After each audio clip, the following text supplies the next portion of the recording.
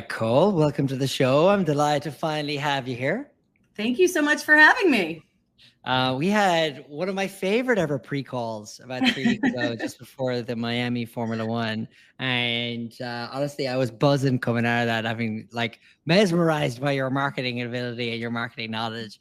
And I'm honestly delighted to have you here now, 3 weeks later, to go in and discuss some of amazing topics that we spoke about in our prep calls. So again, I just wanted to first and foremost thank you for coming on. And what I always like to ask people at the very beginning of the show is tell us a bit about yourself, who you are, what you do, and most importantly, how you got to where you are today, Cole. Absolutely. So I'm Nichole Robillard. I'm the Chief Marketing Officer for Smokey Bones, affectionately refer to ourselves as the Masters of Meat. We are, I say barbecue by birth, but really a protein-powered concept. We've got 60 restaurants in 16 states in the U.S.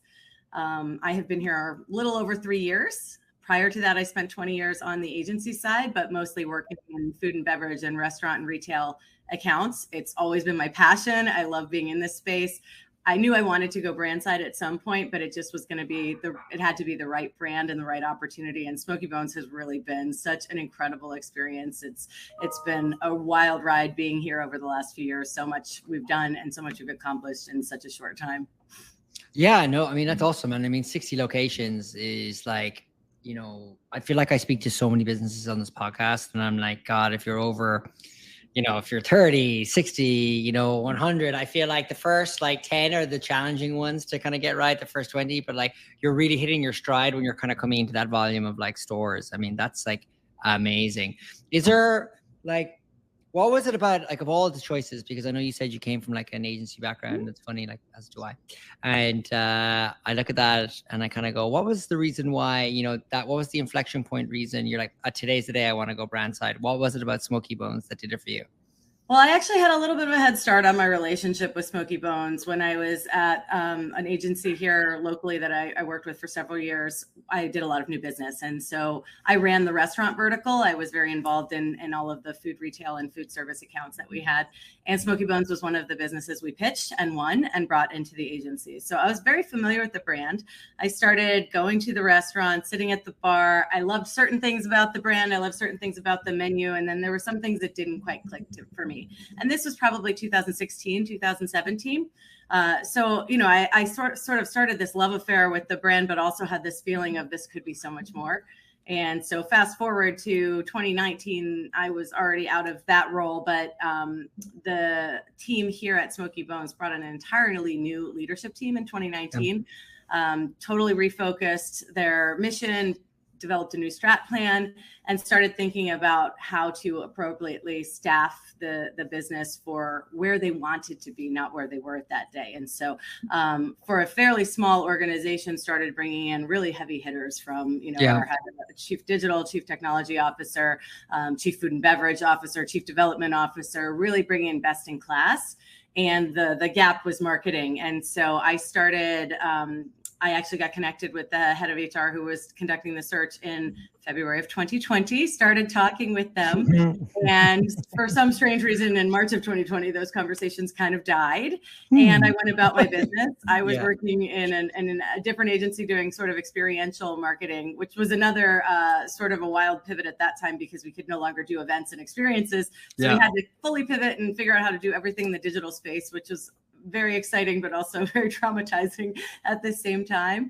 But in December of 2020, I got a phone call from the executive search firm that had picked up the search for the head of marketing for Smokey Bones. They said, your resume came across our desk. Are you still interested in this position? And long story short, a couple months later, I was on board and haven't looked back. It's just been, like I said, it was going to have to be a very special opportunity where the skills and the relationship that I had in the experience that I had it behind coming to brand side was going to translate. I have 3 semi-professional culinary degrees. I opened a restaurant. This food is where I wanted to be. It just wasn't the traditional or sort of conventional path to get to the brand side marketing role.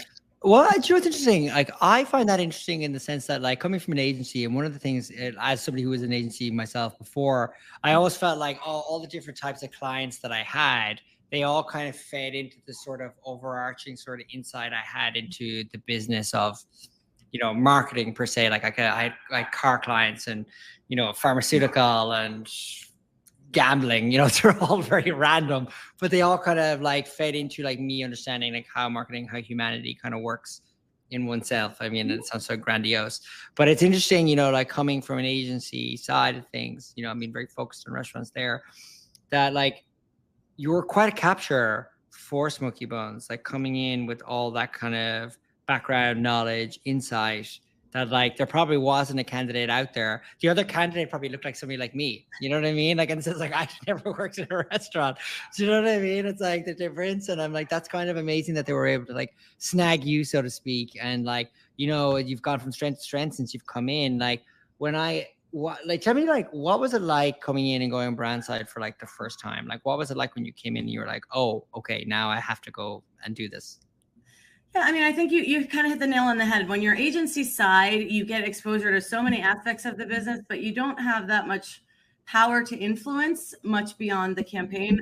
We always said the agency is accountable for everything, but in control of nothing. And so that was kind of, I brought that with me. And, I'd worked on all aspects of marketing and promotion for restaurants while being on the agency side, whether it was, traditional advertising, performance marketing, technology, PR, sort of all the sides of it. And then having been in-house with my own restaurant, I did have kind of this 360-degree perspective. So I came into this not having been on the brand side marketing, but kind of having the benefit of all of that experience that almost made me feel in-house. And the fact that I was so familiar with Smokey Bones from my time in the agency and bringing them on board was definitely a head start. Yeah. I think the leadership team at that time took a little bit of a chance on maybe what would have been an uncertain bet. But the team that was here was very much sort of iconoclastic and didn't want to, kind of go with the norm. They wanted to break boundaries and do things differently.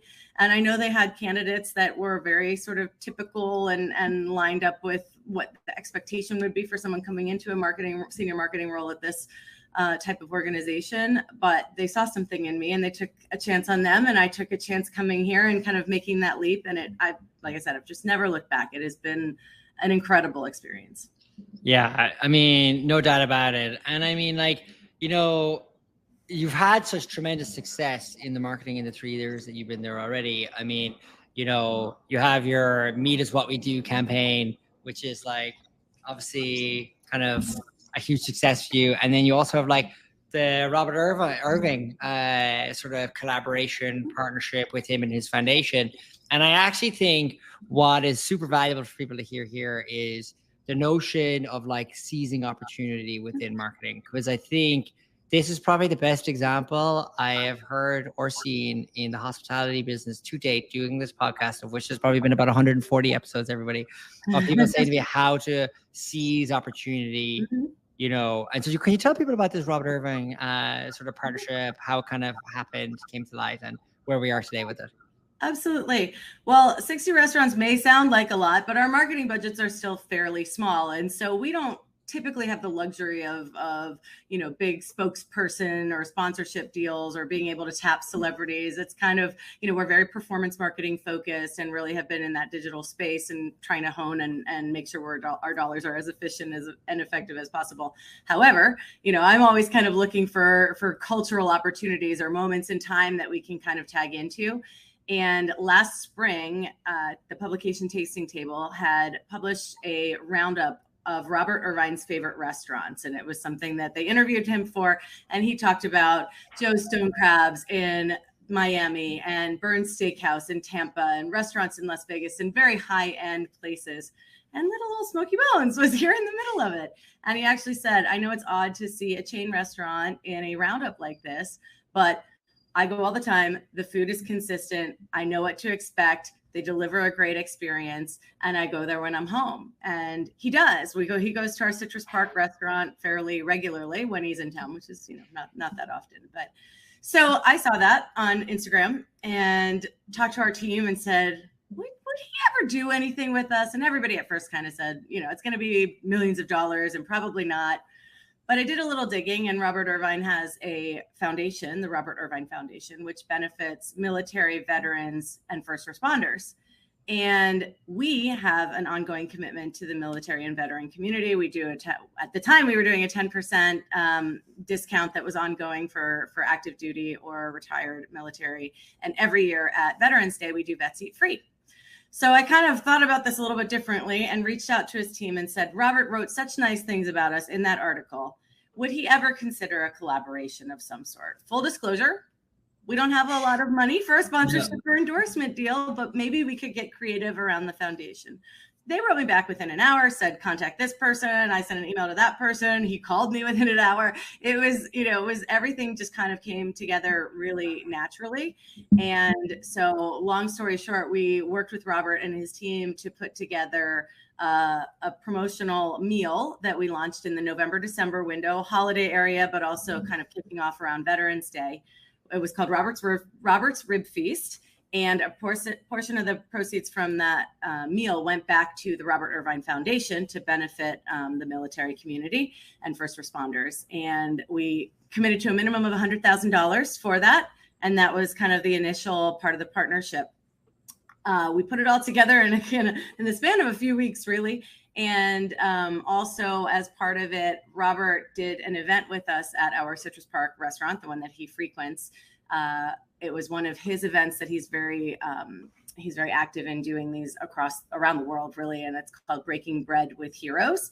And he gets together a group of veterans or active duty military, serves them, sits down with them, has a meal with them, talks to them, makes them feel heard. And it's just a really great opportunity for people to get to know him, get to know the foundation and the work that his foundation is doing in the community. And so we opened up our doors, hosted this event with him on November 11th last year. So that was in and of itself was fantastic, but we got a nice little added bonus because that morning he was invited onto the Today Show to talk about the work that the foundation is doing. And he kind of slid in there. And today, at all Smokey Bones across the country, veterans can eat free because that's the deal that we do every year. Yeah. We got national media pickup on that, all just for the donation that we made to his foundation. And an even sort of an added kicker at the end of the day, our Fat Brands, which is our parent company, they have a foundation as well. They added an extra $10,000 donation to the Robert Irvine Foundation to kind of bring nice at the end. So that was kind of phase one. And, it continues to this day. We're looking at more things that we can do together. And, they've just been a terrific partner. And Robert is just one of the most genuine people to work with. It's all, what you see is what you get. And this has just been very organic and sort of very natural to both of our brands, I guess. And, you didn't show us the ad that you have today in national press, for those watching, So we were approached about doing an ad in USA Today's special Veterans Affairs issue. The USA Today rep knew that we were doing this partnership with Robert Irvine. And so I called Robert's team and I said, hey, we're going to buy ad space in this special edition. It's going to, military bases around the country. It's also going, digitally to about 10 million people who are sort of have an affinity for the military community. Would you want us to mention you in it? And I said, absolutely. So this just went out. This is our ad in that insert. We're, announcing sort of an updated version of our discount. We increased the military discount to 20% ongoing in partnership with Robert's team. And we also mentioned the foundation, Robert Irvine Foundation, front and center. But he was very happy to have his picture in there. And, I call him the gift that keeps on giving. And I hope he thinks of us that way as well.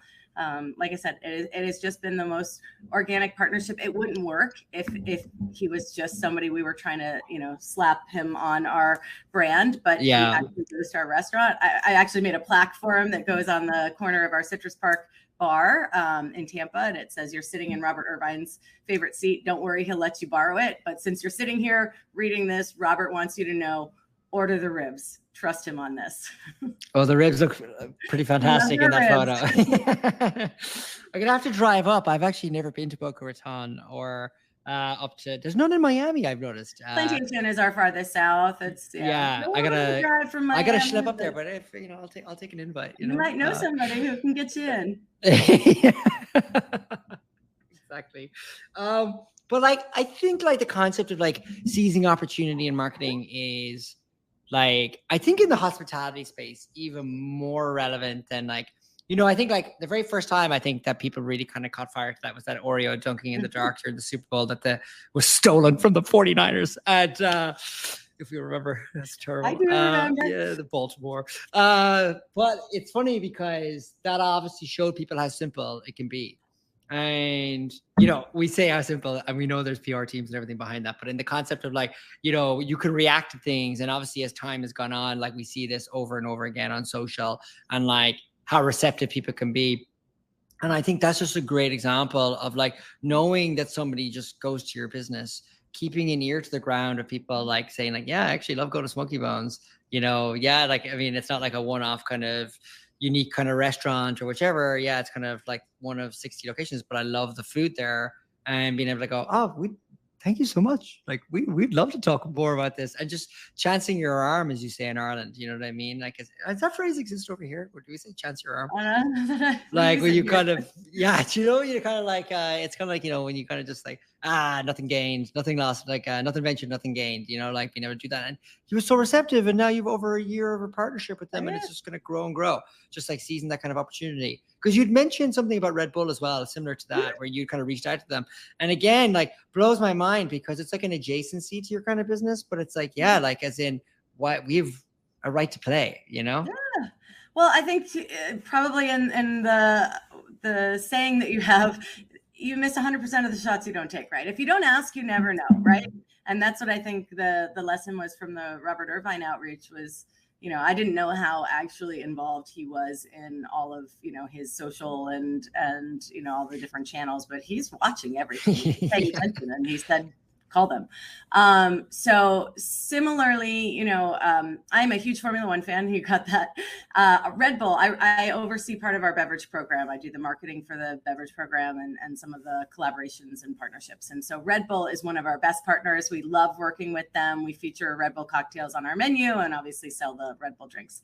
Red Bull obviously is one of the biggest teams in the Formula One, especially the last couple of years. And they're a big sponsor for Miami's Formula One Grand Prix. Yeah. So I was talking to our rep a couple weeks before the event and saying, I wish we could do something with you guys around F1, around the Grand Prix in Miami this year. And he said, would you like the car to come to one of your restaurants? And I was like, sorry, what? That's a thing? Yes. So they have a decommissioned race car that is usually the prior year's race car that was actually on the track and was operational. That in the weeks leading up to the Grand Prix here, they send it out to different locations. And so, we were able to put together an appearance of the Red Bull F1 car at our Plantation restaurant.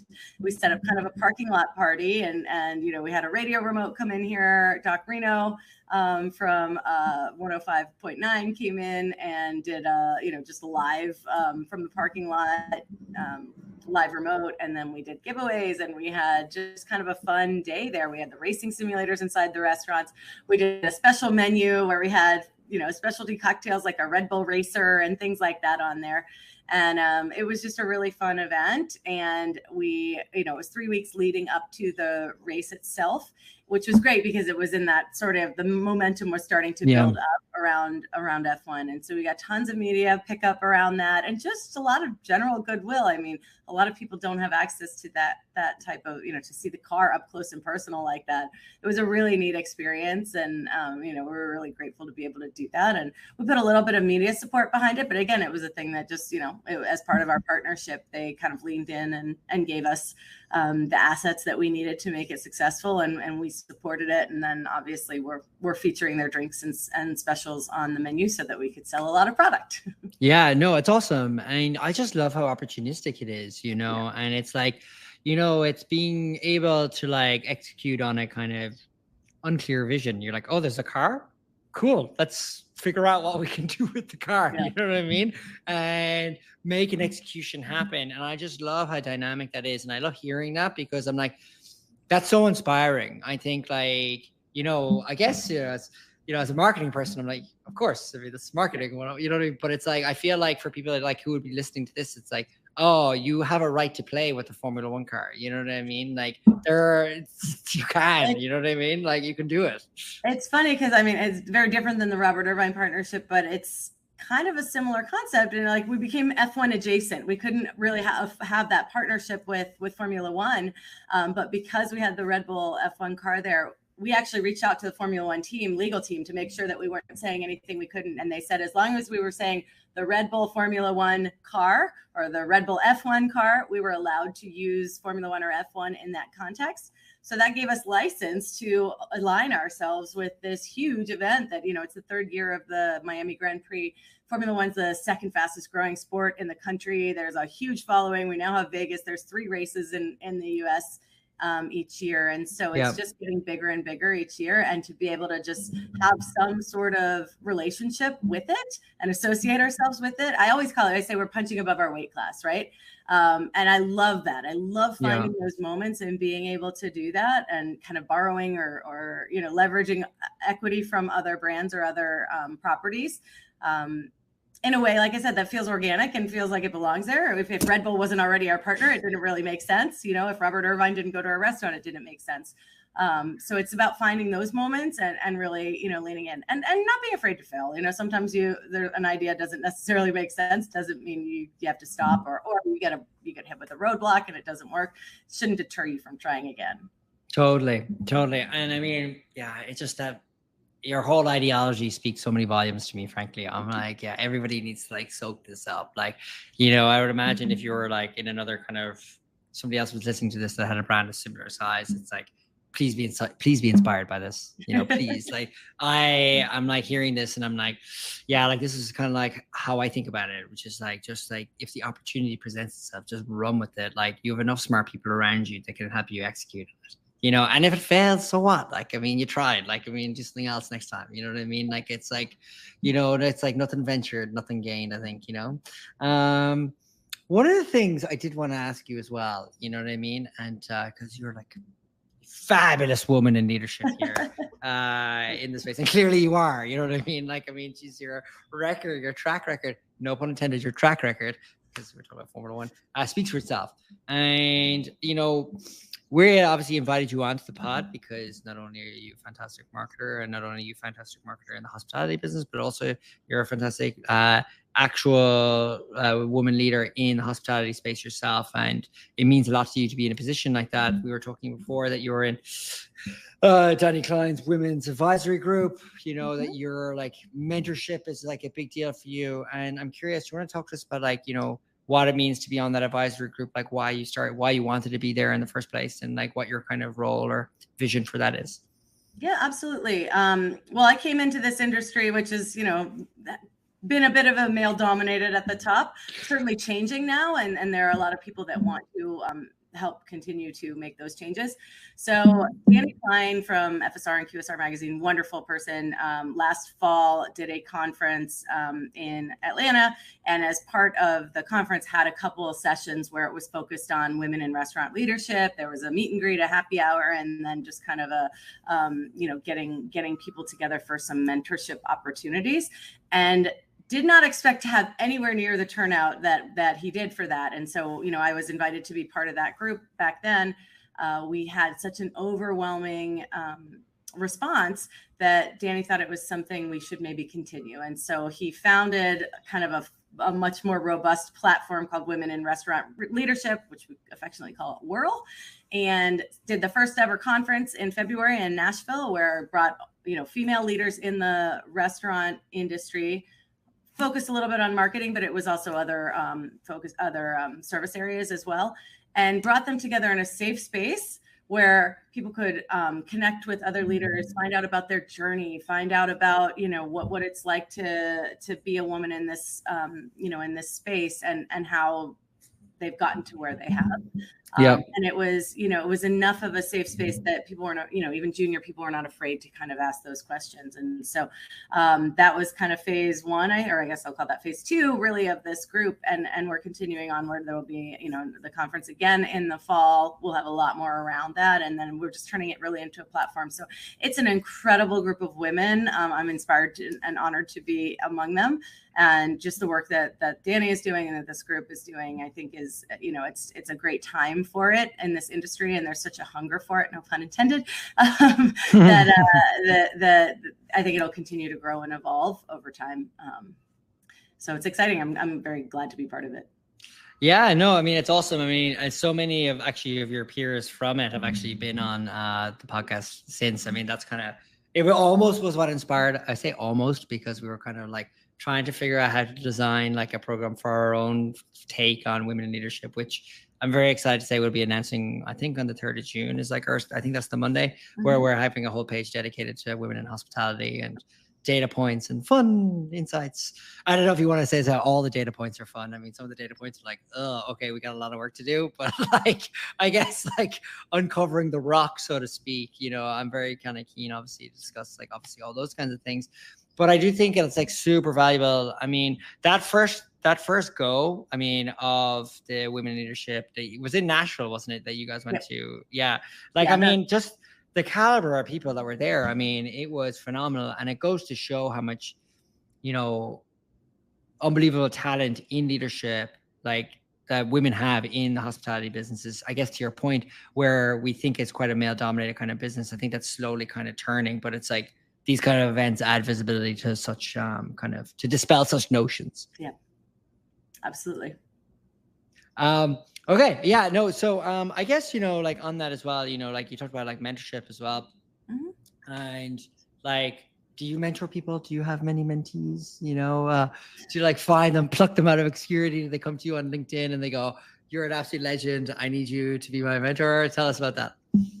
So, I mean, I have a couple, I've had those relationships in the past that have been a little more formalized. And then I just have, you know, the teams that have worked with me and people that I've kept in touch with for years that just kind of reached out to me for advice or guidance. You know, I've been very fortunate here at Smokey Bones. It's very much a culture of servant leadership. And that is a philosophy that I've embraced. And I always try to think of like, I work for this person. How can I help them get to where they need to be in their career or set them up for success? So I've always mentored the teams that I work with or that work for me, however you want to say that. But also additionally, I've done a lot of volunteer work, a lot of, you know, nonprofit consulting. I've done strategic work with a couple of different startup organizations, female driven, female entrepreneurs. And so it's just always been something that's really important to me. I think we all have to kind of give a hand up to the people who, you know, are coming behind us, you know?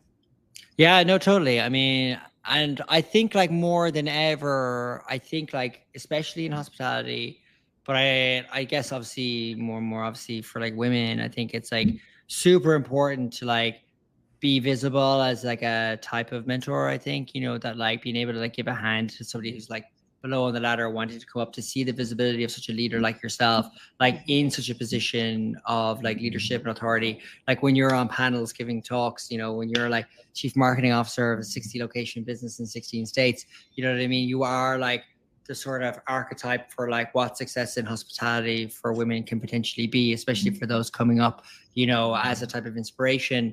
I always like to use the data point from that McKinsey report that's like what 49% of entry level roles in hospitality are women, but it's less than 1 in 4 in executive roles, you know? So it's like, wow, we lose so many people on what is the sort of gap that kind of prevents people from sort of moving into those leadership positions, which again, kind of highlights how important, whether you realize it or not, you know, like you are like flying the flag, so to speak.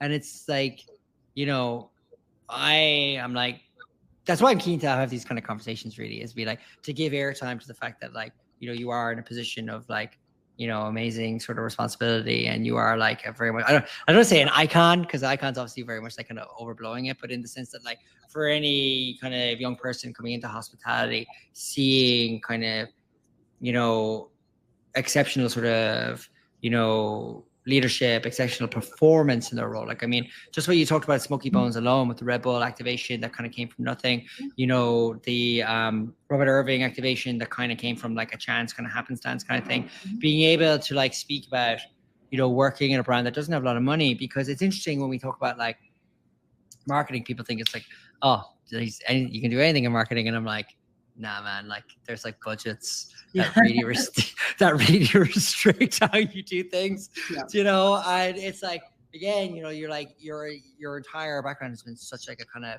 win. And it's like, you honestly have such a compelling background. And I don't know, I'm fangirling you now a bit. So like, I'm going to like stop the fangirling part and be like, you know, if you thought about like, say, advice to people kind of coming into hospitality? Because I think you have a non-traditional sort of background in the sense that you come from an agency. Like, what would you say to people, like, I guess to women, because I just want to angle it that way, but like, what would you say to people who want to come into hospitality and come into like a leadership position? Like, what should somebody brace themselves for, or like, how should they kind of prepare themselves for as soft a landing as possible? Yeah, I mean, I think the first point is the conventional path's not always the right path, and the kind of coming at things from a different background sometimes can add value. And so I think it's kind of like the same thing with finding those cultural moments, is not being afraid to ask the question. And sometimes it's about connecting the dots in a way that people didn't see it before.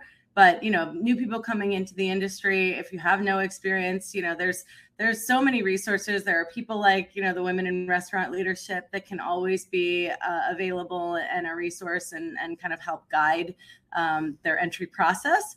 But I think it's also about kind of leveraging the resources that you have around you, and coming into something with an open mind and being willing to listen and learn. You may not have all the answers, probably don't have the answers, especially at an early stage in your career, but being open and receptive to kind of other people's perspectives and hearing how they've succeeded or what the expectations are. Just making sure you're just being a good partner and sort of kind of diving into the brand and the business in a way that's going to add value. But I think it's about not being afraid to ask questions and not being afraid to take chances too. It's not going to work everywhere. Not every organization values that, but you find an organization that aligns with your values. I think that's the one thing I will say. The places where I've been the most successful or the happiest in my career are the places that are very much aligned with sort of my approach and the way that I do business. I'm probably not the person that's going to work very well in a small box or a very bureaucratic organization, because I like to color outside the lines. Obviously, a lot of what I do is not traditional, sort of what you would expect from a performance-based marketing organization. But I think we have this obligation to ourselves, this duty to ourselves, to kind of elevate the brand while we're still trying to drive results. And then the agency I used to be at, Zimmerman, we had this saying, it was called brand tailing, right? So you're building the brand while you're driving to retail. So we're always working on building the brand while trying to drive foot traffic or drive e-com conversions. So there's kind of a layer of both that's necessary, just like you have kind of your awareness media.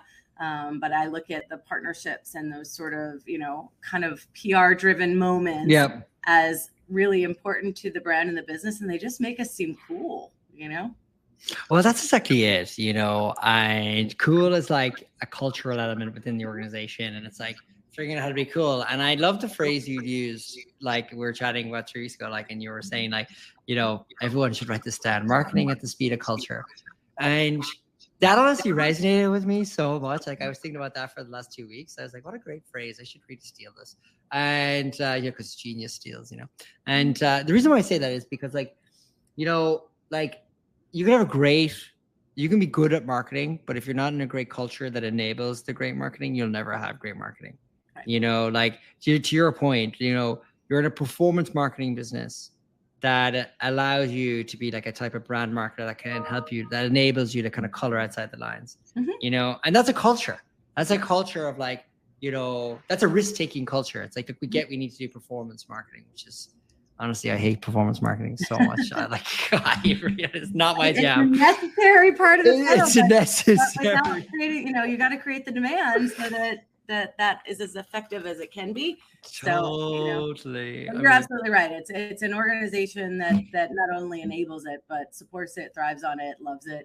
People get behind it here. And it's also, in this type of an industry, the field sees it, the restaurants see it. They're like, oh God, we're doing this great partnership. They think we're spending millions of dollars on it. So it gets people excited. They rally around it. It becomes something that is more of a movement within the business as well. So it's got kind of, radiating benefits throughout the organization. Yeah, totally. I mean, I love that. And I think like, like you can see the culture of the organization through the marketing, like what kind of a business it is. Like I see, like when you talk about the Red Bull stuff and you talk about the Robert Irvine stuff, I'm like, okay, I know what's going on here. I can see it. And maybe that's because I'm a marketer and I can see it. I'm like, that's awesome that I know it. And I know the challenges that probably took. Maybe marketer to marketer, I can see that. But then like people in like, what do you call them? I was going to say like regular people walking on the street, you know, like they see that too. And they see it as like, oh, this is awesome. That's cool. You know what I mean? And to yourself, like taking a loan of equity from say Red Bull, like for your business, you know what I mean? I mean, like I'd be able to associate, it does bring in that type of cachet. It does bring in, it helps like elevate your brand more, build it up as a cool place to eat. You know, obviously the people who work in the restaurant are your number one brand advocates, because if they give a bad service to somebody, people will remember that for better or worse. People have a habit of leaving TripAdvisor reviews when they're unhappy, which is the most irritating thing on the planet. I actually write good ones just to like offset any bad one. Anytime I have a good one, I'm like, oh, lovely pizza, lovely wings, lovely whatever. It's like, here you go, 5 stars. But I think like, you know, when it comes to like culture, you know, and this goes back to the question I was kind of what I was asking you earlier, when you like came into like Smokey Bones and you came from like a, you know, a brand marketing sort of background, and you fall into you come into a position that was obviously like, we're in a performance marketing era. Like we're here to like every dollar in, we got to get a X ROI, you know, we got to be very focused on CAC, that kind of stuff. Like it's interesting as well to be able to pull off all of these sort of activations. Was there like a period that you were like, okay, shit, I got to prove myself in one of these things, like this can work, you know? Or was it like, you know what, you've got such a personality that they were like, Cole's got it, she'll figure it out one way or another? I think it was a little bit of both. You know, I'm very big on, you know, testing and learning. And so usually kind of carve out a little bit of budget each month to do something fun. You know, I'll save a few thousand for local marketing initiatives. And I've always said, you know, since I started here, yes, we're a 60 restaurant chain. However, I look at us as a local barbecue restaurant that just happens to have 60 locations. And so to be that local, because barbecue is so personal, right? You know, if we start touting national chain, you know, it's really hard to kind of connect with people on that level, because you might be a Texas barbecue person or a Memphis barbecue person. We are barbecue agnostic. We have a little bit of everything because we want to sort of democratize barbecue. But in order to really feel like we are part of the communities, I try to have the space and the budget available to do little things here and there that engage with the community. And so this was, you know, the Red Bull one obviously was sort of our South Florida focus. We do, you know, festivals and things like that elsewhere, but you know, it was more about like getting a little bit of momentum, showing some of these things can work. You know, also we have great results. The Red Bull event drove, you know, we had like a 30% lift in sales in South Florida for that week. So there definitely was a lot of additional, you know, attention on the restaurants. We had really good, you know, just really good presence in the community. And, you know, we marketed the crap out of it around our loyalty program and with our e-club and within the 4 walls of the restaurants. And, but it was just one of those things where, you know, it was a little bit of an investment on our part, but we definitely saw the rewards. And we're continuing to kind of get a little bit of a halo effect from that. Totally. And I mean, and it's amazing that you brought it back to like revenue, which is like, I think as a marketing leader, it's like one of the most important things I think we kind of have to talk about now, which is like, what impact did our work have on actual sales?